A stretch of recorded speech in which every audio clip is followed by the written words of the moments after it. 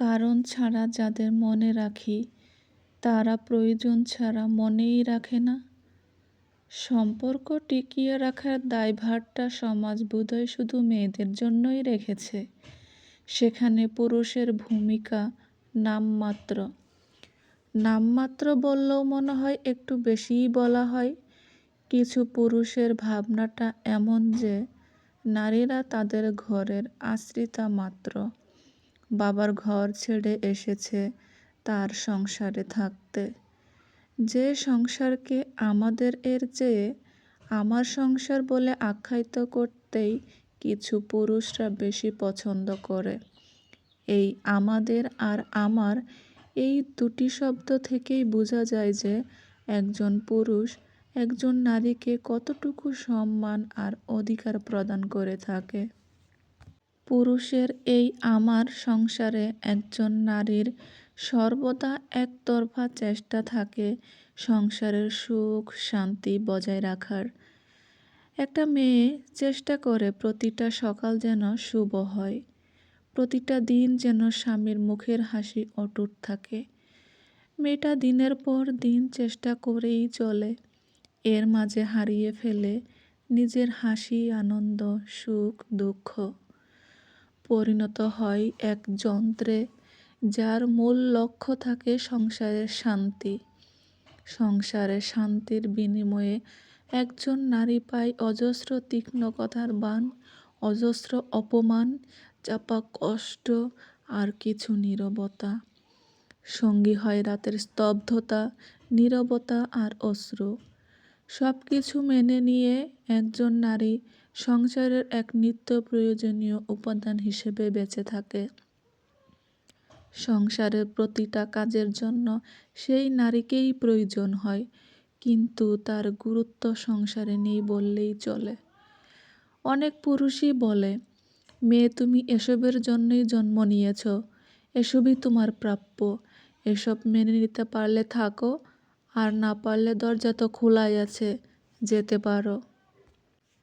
আমাদের চারপাশে কত পুরুষ মানুষ আছে যারা শুধু সংসার করার জন্য নামে মাত্র একটা বিয়ে করে। বউ নামক একটা স্থায়ী দাসী সমাজের বৈধ সার্টিফিকেটে বাসায় নিয়ে আসে। যে দাসীকে প্রহার করা যায় নিজের মা বোনের মিথ্যা অভিযোগে, যার মনটা ছুরি কাঁচি দিয়ে চাইলেই কুচি কুচি করে কাটা যায়, যাকে কথায় কথায় বুঝিয়ে দেওয়া যায় যে সে ঘরের আশ্রিতা ছাড়া আর কেউই না। অথচ অনেক পুরুষই মনে রাখে না তার সারা জীবনের সঙ্গিনী হওয়ার জন্য একটা মানুষ তার চিরচেনা পরিবেশ, বাবা মা ভাই বোনের নিষ্পাপ মুখগুলোর মায়া ছেড়ে অজানা পরিবেশে নিজেকে মানিয়ে সুখে থাকার স্বপ্ন নিয়ে একটা অপরিচিত মানুষের সাথে নিজের জীবনকে বেঁধে নেয়। বেঁচে থাকুক সুপুরুষরা, বেঁচে থাকুক ভালোবাসা। ভালো মানুষের বিস্তার হোক সমগ্র পৃথিবীতে। প্রিয় বন্ধুরা, এতক্ষণ যে কথাগুলো বললাম, এসব কথাগুলো সমাজের অনেক মেয়ের প্রতিদিনের নিত্যসঙ্গী। আমি বিভিন্ন জায়গায় থাকা সুবাদে এসব গল্প মেয়েদের কাছ থেকে শুনেছি এবং দেখেছি, এবং আমার চারপাশে এরকম অনেক চিত্র দেখেছি। এসব কাহিনী খারাপ লাগা থেকেই আপনাদের সাথে শেয়ার করা। একটা মেয়েকে কখনো কষ্ট দেওয়া উচিত নয়, কারণ সে আপনার অর্ধাঙ্গিনী, আপনার সারা জীবনের সঙ্গী। আপনার এই সঙ্গী সুখে দুঃখে বিপদে আপদে পাশে থাকবে, তাই তাদেরকে কষ্ট না দিয়ে একটু ভালোবাসা দিয়ে আগলে রাখুন। দেখবেন আপনার সংসারটাকেও তারা নিজের থেকে বেশি যত্নে ও আগলে রাখবে। এই যে দেখুন না, আমিও আমার প্রিয় মানুষটার জন্য ঘি তৈরি করছি।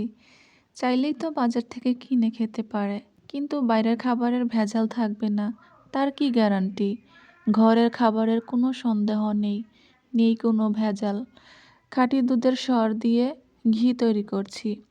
আমার মনের একটা প্রশান্তি থাকবে যে আমার প্রিয় মানুষটাকে নির্ভেজাল খাবার খাওয়াচ্ছি।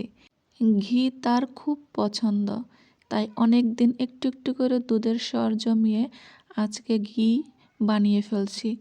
একটু একটু করে স্বর জমাতে অনেক দিন সময় লাগে। প্রিয় বন্ধুরা, আপনারা কিভাবে ঘি তৈরি করেন কমেন্ট করে জানাবেন। এর থেকেও সহজ কোনো পদ্ধতি আছে কিনা ঘি তৈরি করার, তাহলে আমিও সেটি শিখে সহজে বানিয়ে ফেলবো ঘরে তৈরি খাঁটি গাওয়া ঘি। এতক্ষণ যারা সাথে ছিলেন সবাইকে ধন্যবাদ।